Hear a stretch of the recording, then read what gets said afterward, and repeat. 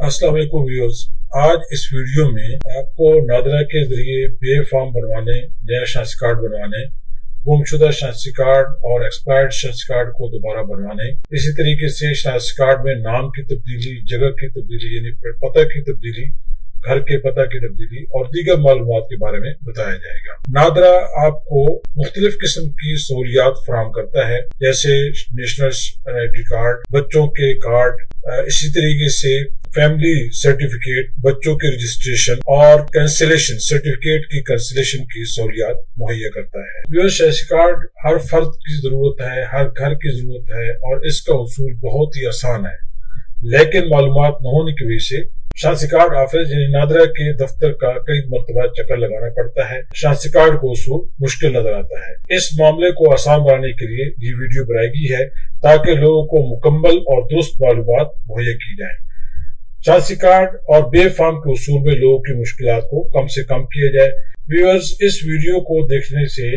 आपको ये मालूम हो सकेगा कि शनाख्ती कार्ड बनवाने के लिए और इसमें तरमीम कराने के लिए तरीकाकार क्या है और इसके लिए कौन कौन से कागजात आना जरूरी है। व्यूअर्स, आपके सामने ये जो स्लाइड दिखाई गई है ये नादरा के वेबसाइट से ही ली गई है। इसमें ये बताया जा रहा है कि बे फॉर्म बनवाने के लिए वालिदैन या सरपरस्त आला बच्चों का जो है वो उसका आना और उसका शनाख्ती कार्ड का होना जरूरी है। इसी तरीके से पैदाइशी सर्टिफिकेट जो है बच्चों के वो भी जरूरी है ताकि और बे फॉर्म बनाने के लिए वालिदैन का आना जरूरी है। इस तरीके से बच्चों का कार्ड बनाने के लिए दरखास्त गुजार की मौजूदगी का होना, वालिदैन में से या सरपरस्त में से उनकी मौजूदगी शनाख्ती कार्ड के साथ और पैदाइशी तौर पर सर्टिफिकेट जो है पैदाइश का सर्टिफिकेट होना जरूरी है। आमतौर पर ये देखा गया है कि 18 साल और उसके जायद उम्र के बच्चे जो है उनका शनाख्ती कार्ड बनता है, तो उस शनाख्ती कार्ड के लिए भी दरखास्त गुजार का होना और वालिदैन का शनाख्ती कार्ड होना जरूरी है। इसके लिए ये तमाम तर मालूमात यहाँ पे दी गई हैं। मसलन दरखास्त गुजार पाकिस्तान के किसी भी इलाके में शनाख्ती कार्ड के लिए दरखास्त दे सकता है। अगर दरखास्त गुजार की उम्र 26 साल या इससे ज्यादा हो और दरखास्त गुजार सिर्फ पैदाइशी सर्टिफिकेट फराहम कर रहा है तो ऐसी सूरत में वालिदैन या किसी भी खूनी रिश्ते का साथ होना जरूरी है। पहली बार शनाख्ती कार्ड के उसूल के लिए अफराद को एक मखसूस प्रोसेस से गुजरना पड़ता है जो कि जिसको UV प्रोसेस पॉलिसी कहते हैं और ये जरूरी है, उसके बगैर शनाख्ती कार्ड को उसूल मुमकिन नहीं है। इसी तरीके से और कई एक इंफॉर्मेशन यहाँ पे दी गई है जिसमें ये बताया गया है कि पहली दफा शनाख्ती कार्ड के उसूल के लिए किसी भी गजटेड ऑफिसर से तस्दीक करना, यानी कि फॉर्म जो नादरा की तरफ से इशू किया जाता है उस पे गजटेड ऑफिसर की दस्तखत की जरूरत होती है, उसकी अटेस्टेशन की जरूरत होती है। अलबत्ता दोबारा शनाख्ती कार्ड एक दफा अगर इशू हो चुका है और उसमें कोई तब्दीली की जरूरत है तो उसमें दोबारा गजटेड ऑफिसर की अटेस्टेशन की जरूरत नहीं होती। इसी तरीके से अगर तब्दीली की जरूरत है, मसलन पता में तब्दीली की जरूरत है, नाम की दुरुस्तगी की जरूरत है या दफ्तरी गलती की वजह से अगर कोई एड्रेस में गलती है या रजिस्ट्रेशन फॉर्म में कोई गलती है और या मौत की सूरत में शनाख्ती कार्ड की मनसूखी की अगर कोई जरूरत है तो उस सिलसिले में दरखास्त गुजार की मौजूदगी, असल शनाख्ती कार्ड और उसकी कॉपी, शनाख्ती कार्ड की कॉपी की जरूरत होती है। इसी तरीके से बायोमेट्रिक तस्दीक भी वहां पे रिश्तेदार जो है वो करेगा या वालिदैन में से अगर कोई है तो वो करेगा और उस रजिस्ट्रेशन के बाद, उस तस्दीक के बाद वो बच्चे का मौजूद होना अगर बच्चे का मसला है या अगर शनाख्ती कार्ड की गुमशुदगी का मसला है तो दरखास्त गुजार का होना जरूरी है, उसके वालिदैन का या उसके खूनी रिश्तेदार का होना जरूरी है। इस तरीके से अगर गुम हो गया है कोई शनाख्ती कार्ड वाला तो उसके उसूल के लिए ये जरूरी है कि दरखास्त गुजार अपनी असल या कॉपी शनाख्ती कार्ड की लेके आएगा और अगर किसी किस्म के मजीद दस्तावेज की जरूरत है, मसलन बायोमेट्रिक अटेंडेंस के लिए रिश्तेदार की जरूरत होती है वो भी, अलबत्ता यह है कि गुमशुदगी की रिपोर्ट जो है उसके लिए जरूरी है।